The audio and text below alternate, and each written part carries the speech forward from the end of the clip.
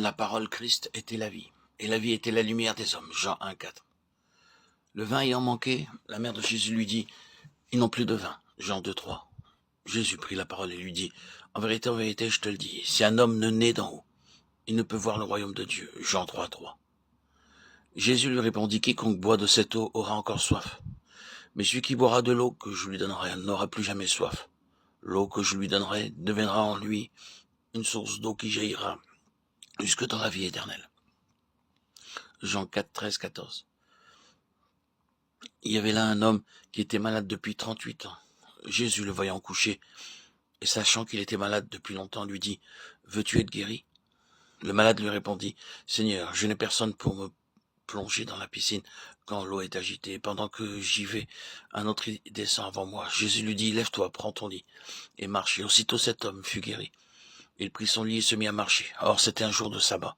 Jean 5, 5, 9. Car le pain de Dieu est celui qui descend du ciel et qui donne la vie au monde. Ils lui dirent, Seigneur, donne-nous toujours de ce pain-là. Jésus reprit, je suis le pain de vie. Celui qui vient à moi n'aura jamais faim. Et celui qui croit en moi n'aura jamais soif. Jean 6, 33, 35. Comme Jésus passait, il vit un homme aveugle de naissance. Et ses disciples lui demandèrent, Maître, qui a péché, cet homme ou ses parents, pour qu'il soit né aveugle? Jésus répondit, ce n'est pas lui ou ses parents qui est péché, mais c'est afin que les œuvres de Dieu soient manifestées en lui. Tandis qu'il fait jour, il nous faut accomplir les œuvres de celui qui m'a envoyé. La nuit vient dans laquelle personne ne peut travailler. Pendant que je suis dans le monde, je suis la lumière du monde. Ayant dit cela, il cracha à terre et fit la boue avec sa salive, et éloignit de cette boue les yeux de l'aveugle. Puis il lui dit, va, lave-toi au réservoir de Chiloé, mot qui signifie envoyé. Il alla donc et se lava, et il revint, voyant clair. Jean 9, 1, 7. Il y avait là un homme malade, nommé Lazare, qui était de Béthanie, le village de Marie et de Marthe, sa sœur. Marie était celle qui oignit le Seigneur d'une huile parfumée et qui lui essuya les pieds avec ses cheveux. Et c'était son frère Lazare qui était malade. Les sœurs envoyèrent donc dire à Jésus, « Seigneur, voici que celui que tu aimes est malade. » Jésus, ayant entendu ces paroles, dit, « Cette maladie n'est pas à la mort, mais elle est pour la gloire de Dieu, afin que le Fils de Dieu soit glorifié par elle. » Or Jésus aimait Marthe et sa sœur et Lazare. Lorsqu'il lui apprit que celui-ci était malade, il resta encore 2 jours dans le lieu où il se trouvait. Jésus, à son arrivée, trouva qu'il y avait déjà 4 jours que Lazare était dans le tombeau. Marthe dit à Jésus, « Seigneur, si tu avais été ici, mon frère ne serait pas mort. » Jésus lui dit, « Ton frère ressuscitera, je suis la résurrection et la vie. Celui qui croit en moi vivra quand même. Il serait mort, et quiconque vit et croit en moi ne mourra jamais. » Jean 11, 1, 6, 17, 21, 25, 26. Tout le passage que je viens de citer constitue réellement une suite. Tous, ils sont la conséquence du premier, et ils en découlent. En lui était la vie était la lumière des hommes. Et nous remarquons que tous, ils représentent un point zéro. La mère de Jésus lui dit, ils n'ont point de vin. Il n'y a rien où puiser. Point de ressources. Le chapitre suivant ne fait que répéter la même chose d'une autre manière. Nicodème vient à Jésus et cherche à partir d'un point qu'il considère bon pour commencer des négociations avec le Seigneur Jésus. Mais c'est un point qui dépasse de beaucoup ce que le Seigneur Jésus peut accepter. Il le ramène donc à zéro, en lui disant, il vous faut naître de nouveau. Nous ne pouvons pas partir d'un point qui soit plus avancé. Si vous et moi, nous voulons entrer dans une relation vivante avec le Seigneur Jésus, il nous faut retourner en arrière. Il nous faut arriver à zéro et repartir de zéro. Il faut que vous naissiez de nouveau, car si un homme ne naît de nouveau, il ne peut voir. Il ne sert à rien de partir d'un point où, somme toute, nous sommes incapables de voir. Le chapitre 4e ne fait qu'exprimer la même vérité d'une autre manière. La femme, après tout, se trouve en pleine banqueroute, à zéro. Jésus l'amène graduellement à s'ouvrir. Et elle finira par avouer, en fait, mais je ne sais rien de cela. Je n'ai rien de cela. Je suis venu ici chaque jour, de jour en jour, mais je ne connais pas ce dont tu parles. Elle est ramenée à zéro, et alors il lui dit, c'est là que nous commençons. L'eau que je donnerai ne sera pas tirée de tes propres sources. Elle ne sera pas trouvée dans un puits. Ce ne sera pas quelque chose que tu puisses produire, et que j'améliore ensuite pour le rendre parfait. Non. c'est quelque chose qui vient seulement et uniquement de moi-même. C'est un acte nouveau, tout à fait en dehors de ce que tu peux faire. C'est l'eau que je donnerai moi.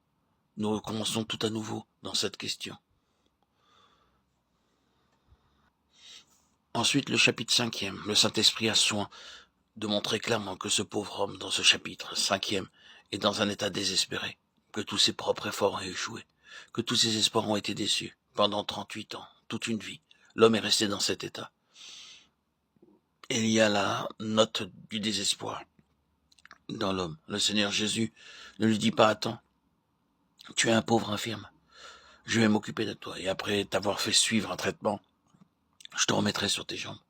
Je renouvellerai ses vieux membres, j'améliorerai ton état. Pas du tout. En un clin d'œil, en un instant. C'est un recommencement. L'effet de son acte, c'est que l'homme est comme né de nouveau. Ce n'est pas guérir le vieil homme, c'est faire un homme nouveau, en principe. C'est quelque chose qui paraît, qui n'avait pas existé jusqu'à ce moment, et qui n'avait pu être produit auparavant, dont la base n'existait pas. C'est quelque chose qui est dû uniquement et seulement à l'action de Christ. C'est 1-0 et il commence à 0. Au chapitre 6e, une grande multitude. Où achèterons-nous assez de pain pour cette multitude? Oui, la situation est tout à fait désespérée, mais par son propre acte, il résout la situation. Et il continue ensuite par son grand enseignement pour faire comprendre ce qu'il a fait en nourrissant la multitude. Il dit: je suis le pain descendu du ciel. Il n'y a rien ici, sur cette terre, qui puisse satisfaire ce besoin. Cela doit venir du ciel. C'est le pain du ciel pour la vie du monde. Sans lui, le monde est mort. Nous commençons à 0. Les pains et les poissons peuvent représenter la petite mesure que nous avons de Christ et qui peut être augmentée. Au chapitre 9e, l'homme né aveugle, non pas un homme qui a perdu la vue et auquel la vue est rendue. Ce n'est pas le point. La gloire de Dieu ne se trouve pas dans la guérison. La gloire de Dieu se trouve dans la résurrection. C'est ce qui ressort ici. La gloire de Dieu ne se trouve pas dans le fait que nous pouvons produire quelque chose ou mettre quelque chose dans les mains de Dieu, quelque chose qui vienne de nous et dont il puisse se saisir et se servir. La gloire de Dieu est quelque chose qui vient uniquement de Dieu lui-même et à quoi nous ne pouvons contribuer en rien. La gloire de Dieu jaillit de 0. L'homme était né aveugle, le Seigneur Jésus lui donne la vue, car il n'avait jamais eu la vue auparavant. Ensuite, le chapitre 11e contient tout ce qui précède. Si nous voulons nous arrêter et considérer Lazare, nous verrons que Lazare est l'incarnation de « ils n'ont pas de vin ». Il est l'incarnation de « il faut que vous naissiez de nouveau ». Il est l'incarnation de l'eau que je donnerai sera en lui. Il est l'incarnation d'un état de banqueroute, 4 jours dans le tombeau. Mais le Seigneur arrive là. Lazare est l'incarnation du chapitre 6e. Je suis le pain vivant qui est descendu du ciel pour la vie du monde. Lazare est l'incarnation du chapitre 9e, un homme qui ne voit pas mais qui reçoit la vue par le Seigneur Jésus. Lazare rassemble tout cela en lui-même. Mais si nous le remarquons, le Saint-Esprit, en reprenant tout cela, a grand soin d'insister, de mettre l'accent sur une chose. C'est que le Seigneur Jésus ne touchera pas à un besoin avant qu'il ne soit très très loin de tout remède humain, de tout espoir humain. Il ne paraîtra pas sur la scène et ne s'associera pas à la chose avant que, à tous les points de vue humains, elle ne soit à la faillite, elle ne soit à 0. Et cela, non pas par manque d'intérêt, ni par manque de sympathie, ni par manque d'amour. Car ici, l'Esprit montre encore que l'amour est là. Mais l'amour est lié par une loi.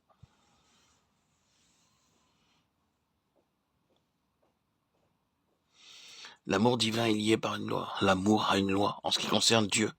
L'amour de Dieu est gouverné par une loi. L'amour de Dieu est gouverné par la loi de la gloire de Dieu. Et il ne peut montrer son amour que dans la mesure où ce sera pour sa gloire. Il est gouverné par cela. Son objet est lié. Partout où il manifeste son amour, c'est d'être glorifié et la gloire de Dieu est liée à la résurrection. Ne t'ai-je pas dit que si tu crois, tu verras la gloire de Dieu? Ton frère ressuscitera.